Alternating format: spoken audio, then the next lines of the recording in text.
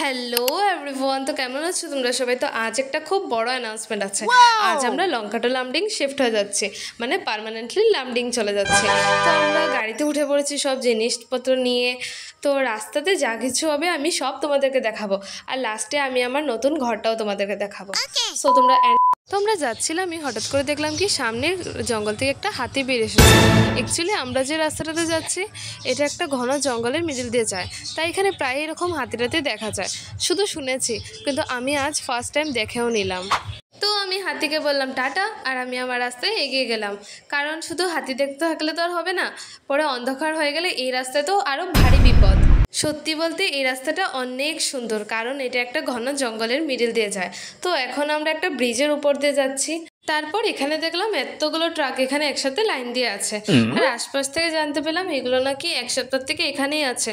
কারণ সব train line তো বন্ধ, তো ওদের যাওয়ার রাস্তাও নেই, তাই ওরা এখানেই ফেসে রয়েছে।